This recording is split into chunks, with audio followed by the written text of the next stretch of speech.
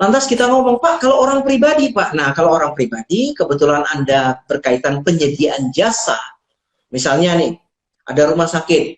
Saya kebetulan, Pak, menyediakan jasa tenaga teknisi, pemasangan komputer, dan lain-lain. Terus rumah sakit itu. Dan kebetulan, jasa ini berkaitan dengan penyediaan fasilitas untuk mengatasi pandemi COVID. Maka saya juga nggak akan dipotong PPh 21, Pak. Nah, ada dua-dua, satu. Ya, tadi satu lagi PPN. Bagaimana dengan 23? Sama, Pak. Biasanya kalau kita menyediakan jasa, ternyata itu bentuknya badan, Pak. Ya, badan ini berarti bukan perorangan. Maka seharusnya kan pihak yang berhubungan dengan saya tadi akan motong saya PPh 23, benar ya, Pak ya? Ya, bisa begitu, ya. Dibebaskan, Pak. Gila, udah 21, 22, PPN, 23 dibebaskan. Ya. Ini hanya untuk barang-barang yang kesehatan itu aja ya berarti, Pak? Betul, jadi dua hal, yaitu barang dan jasa. Barangnya berupa kata tadi obat-obatan, vaksin, peralatan laboratorium, pendeteksi, dan lain-lain. Ya, alat deteksi, APD, dan lain-lain. Nah, tentu saja nanti barang-barang itu ada listnya, Pak. Tapi yang saya sebut ini secara umum. Ya, secara umum. Nah, kemudian jasa-jasa. Tapi jasa-jasa yang berkaitan dengan penanganan pandemik tadi ya. Misal jasa konstruksi. Tapi Anda berhubungan dengan rumah sakit yang lagi membangun instalasi, membangun ruang baru, membangun ruang pasien. Anda juga akan di detail teknis, cara pengajuan dan lain-lain itu Anda bisa lihat di YouTube. Jadi di YouTube ya, Pak, ini. Jadi topik kita hari ini mengenai strategi pivoting bisnis itu tadi sudah disampaikan oleh Pak Andri dengan luar biasa. Ya, terima kasih Pak sharingnya. Ya, yang saya garis bawahi yang pertama sebagai seorang jenderal jangan sembunyi gitu ya, malah tunjuk, maju, pimpin pasukan, kasih moral, spirit supaya pasukan juga tetap kompak dan lain-lain. Yang kedua harus ngasih target ya Pak. Iya betul. Dan yang terakhir itu bahwa kita tidak pernah katakanlah malah dalam kondisi seperti ini pernah menyerah. Kalau bahasa Pak Andri tadi, jangan bermental loser, betul ya Pak ya?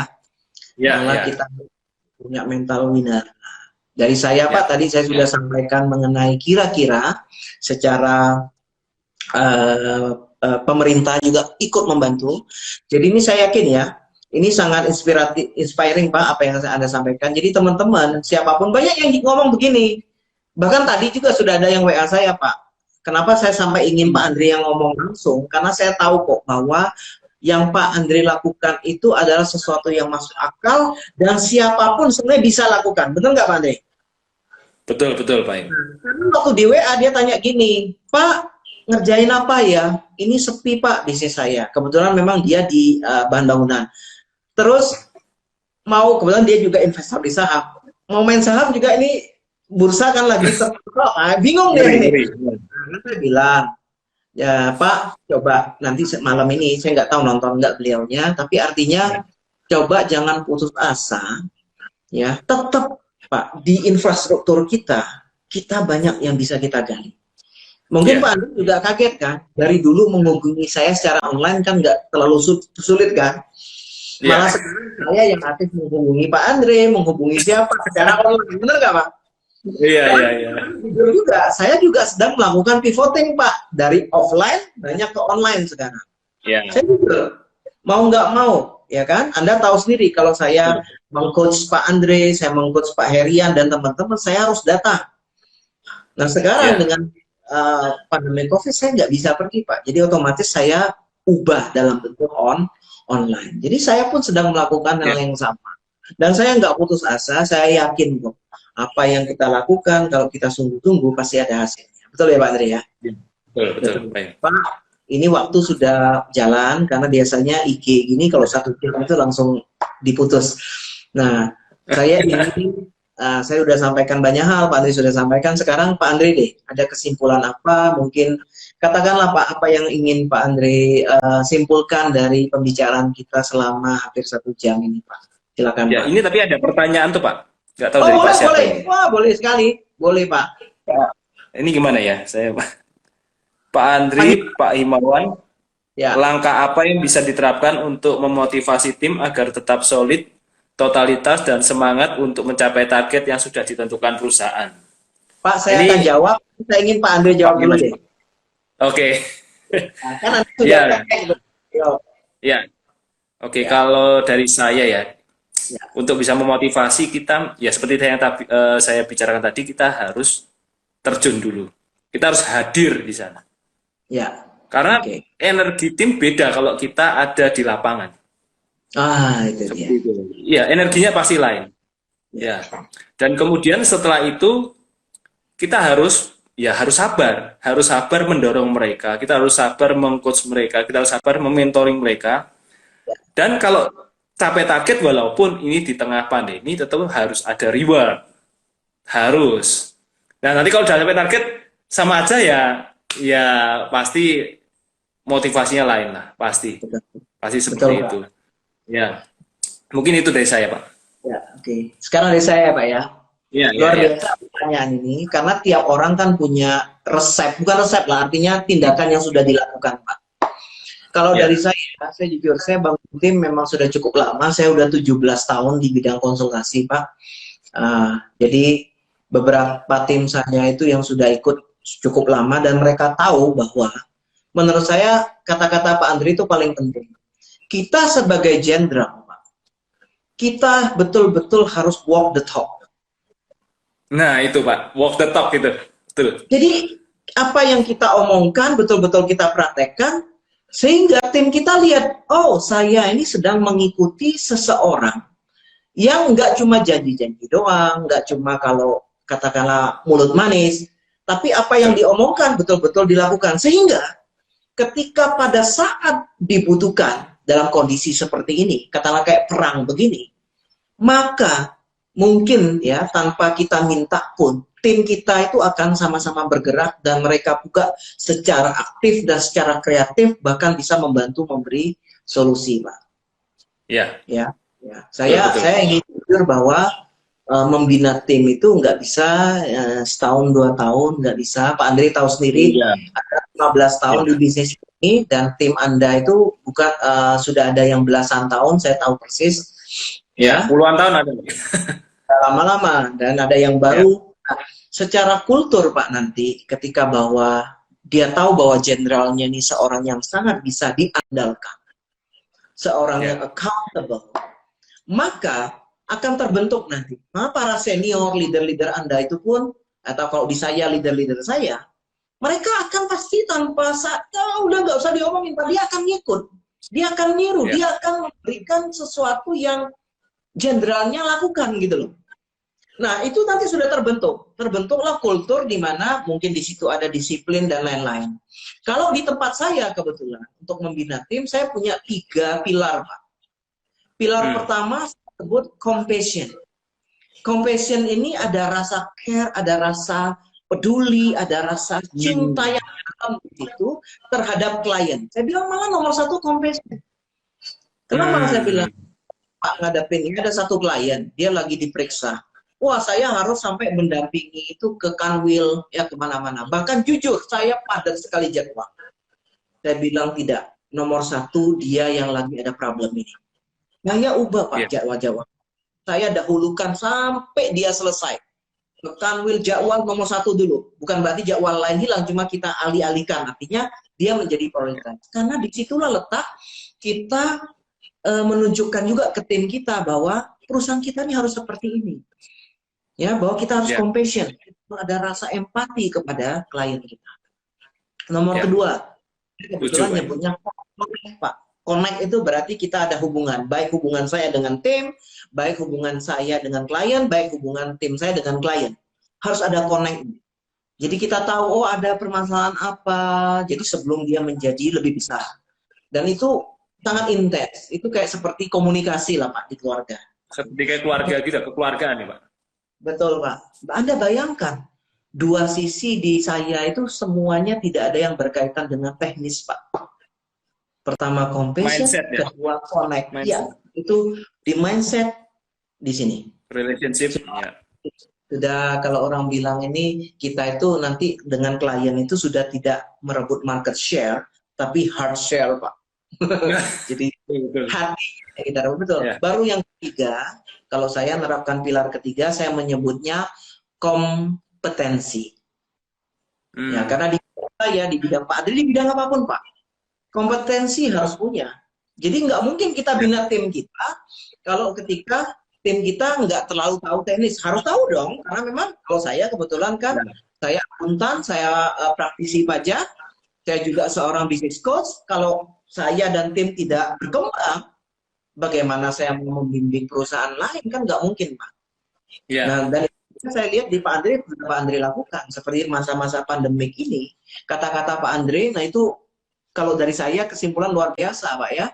Apa yang katakan Pak Andre, bahwa harusnya dalam masa pandemik ini yang sudah mungkin sekitar 2 bulan kita banyak waktu di rumah. Ya, 2 bulan. Ya. Untuk isi baterai, saatnya untuk kita tambah ilmu, saatnya kita invest di situ. Betul, betul. Ya. Ya, betul ya Pak ya. Betul Kalau banget, memang pandemik ini lewat dan mulai masa ke awal, Anda menjadi katakanlah manusia baru yang sudah lebih punya kemampuan, sudah ngerti bahwa oh ada peristiwa yang luar biasa seperti ini pun bisa Anda lewati, krisis ini bisa lewati. Itu lewat Andre ya. Nah, itu Betul, tadi betul. pertanyaan dari siapa? Itu jawaban dari Pak Andre dan jawaban dari saya. Semoga sangat membantu. Kebanyakan Pak teman-teman ya yang kebanyakan mungkin masih bimbing timnya, mungkin 4-5 tahun itu menurut saya masih sangat pendek. Ya, saya sendiri kan sudah total mungkin menurut saya udah 17 tahun Pak Andre udah 15 tahun. Sehingga menurut saya kalau kita udah bisa bimbing tim 10 di atas 10 tahun Pak, itu sudah suatu tanda bahwa memang perusahaan kita ini solid. Biarpun bukan kita perusahaan besar gitu Pak ya. Ya kita solid dalam arti karena perusahaan kalau sudah melewati titik angka 10 artinya 10 tahun, saya berani jamin mereka sudah cukup solid lah. Ya, sudah banyak yang sangat bisa kita share, yang sangat kita berbagi. Nah, teman-teman yang misalnya masih 2-3 tahun bentuk tim dan kadang masuk saya itu asal ini loh Pak, sering apa? Gonta-ganti tim, apa ya Pak? Kalau bongkar pasang. Bongkar pasang. Aduh, itu time consuming, energy consuming. Sangat makan energi. Saya malah berpikir Anda kuatkan dulu di diri Andanya. Karena kebanyakan tim ini melihat leader, Pak. Siapa leader saya ingin membawa saya kemana? Itu kan sebenarnya visi misi itu. Cuma kan kalau kita harus punya visi misi, klise ya Pak ya. Dia lihat siapa leader saya? Seperti apa dia karakternya? Dia betul walk the talk nggak? Dia cuma ngomong doang nggak? Atau betul-betul dia lakukan? Nah, nanti tim kita itu ngikut, Pak. Nah, ini yang saya bisa sampaikan dari saya. Mungkin Pak Andre ingin nambah lagi, Pak? Ya, saya ingin menambahkan sedikit, Pak, mengenai pivot itu, Pak. Jadi, jangan sampai nanti teman-teman terjebak di sini juga. Jadi, kan kita berbisnis di sesuatu hal yang belum kita ketahui sebenarnya ya. Nah, itu cara untuk meminimalisir resiko itu, tentunya kita harus awal-awal jangan mengorbankan cash flow kita, uang. Jadi, misalkan saya ya Pak Im, saya pertama saya coba mau main APD. Saya nggak langsung jual Pak Im, saya nggak langsung beli. Saya coba tawarkan lewat gambar dulu. Nah, itu contoh. Jadi nggak langsung. Kalau kita langsung jual stok, wah itu beresiko sekali. Beresiko. Iya, ini saya salah satu tips saja sih. Jadi supaya resiko ini yang diperkecil. Nah, akhirnya saya nggak ambil APD, Pak Im. Saya nggak bisa jual. Nggak jual saya. Tapi termogan saya masih bisa jual karena saya udah melihat bisa. Kemudian masker itu bisa. Nah, cuma kalau memang kita di awal langsung jor-joran, nah itu bahaya di cash flow takutnya itu Pak Im. Itu yang pesan saya untuk sekaligus pivot ini sih. Ya, itu advice luar biasa Pak, karena memang takutnya orang berpikir ini pasti laku gitu kan. Nah itu padahal kita harus juga lihat kurvanya Pak Im. Ini kurvanya sudah oversupply apa enggak gitu loh. Nah, demand sama supply-nya nih loh yang kadang kita harus memperhatikan antara kurva demand dan supply. Iya betul. Jadi Ya, intinya tidak bisa terlalu gegabah juga. ya, Jadi harus pinter milih produk juga. Dan yang paling benar Pak Andri katakan tadi, tes market dulu. Jangan betul. nyetop supaya cash flow kita nggak habis. Ada tes market ternyata. Karena nanti saya yakin Pak, dari teman-teman yang dengar atau siapapun nanti, eh, ini tentu saja banyak yang terinspirasi pasti. Karena ini jujur Pak, kalau menurut saya COVID ini masih jalan. Cuma memang supply and demand menjadi penting. Takutnya sudah ada yang oversupply kan begitu. Ya, Ya. ya, betul. Oke, thank you Pak Andre. Ini kayaknya sudah kurang 5 menit ya. Ya, Sudah, enggak, luar biasa loh. Kita bincang-bincang 50 menit loh Pak ini. Enggak terasa, nggak kerasa ya. luar biasa Saya ya. ada mau ngomong satu lagi boleh Pak Im? Boleh, Titip boleh, satu boleh lagi. Pak. Ya, Boleh. jadi gini Pak Im. Ini saya nggak tahu ya yang nonton di AG Live ini pengusaha atau karyawan ya. Ya, Tapi saya pesan untuk terutama untuk yang pengusaha, ya. usahakan jangan sampai kita mem-PHK karyawan. Nah ini Oke. kita sebagai pengusaha tentunya harus punya hati. Jangan pada saat untung kita tenang-tenang saja, kemudian pada saat rugi kita langsung cut Ya, karyawan. betul. Nah makanya saya banyak yang lucu begini Pak Im. Ya. Pada saat kan corona pandemi ini kan baru 1-2 bulan Pak Im. 2 bulan lah katakan ya. Iya 2 bulan kan. Nah padahal kan perusahaan kan ya kalau perusahaan baru mungkin ya saya nggak bisa ngomong. Tapi perusahaan yang Ya, lama kan pasti udah ada keuntungan Pak Im. betul, betul, betul. Keuntungannya sudah terakumulasi gitu loh. Lah masa 1-2 bulan rugi langsung di-cut karyawannya. Nah ini mestinya Ya, ya, tindakan yang menurut saya kurang bijak sih. betul, Gitu. Jadi betul. saya pesan untuk pengusaha janganlah. Itu kalau bisa opsi yang paling terakhir. Enggak Kalau gitu. misalkan potong gaji itu masih lebih baik, merumahkan masih lebih baik, tapi jangan PHK dulu pada Ya. posisi kayak gini. Ya, Artinya seperti masih itu. banyak solusi jalan yang bisa dipikirkan daripada langsung mengkat gitu ya Pak ya. Nah, Atau itu tindakan yang menurut saya paling opsi paling terakhir lah itu. Opsi opsi. yang paling Nah, terakhir. Ya, ya. Jangan sampai dilakukan. Ya. oke, Kemudian mantap Pak ya. Andre. Ya. Ya, terima kasih ini luar biasa. Oke. Kita tinggal beberapa menit lagi. Oh Dari iya. saya Pak Andre, Ya. terima kasih. Ini, waduh, ngobrol-ngobrol kita ini luar biasa. Saya yakin banyak yang akan mengambil pelajaran dan nggak cuma itu ya, mungkin mereka juga akan langsung action Pak. Ya harapan saya begitu ya. Terima kasih Pak Andre. Sampai ketemu ya Pak ya. Ya. Terima kasih Pak Im. Tema yang lain ya.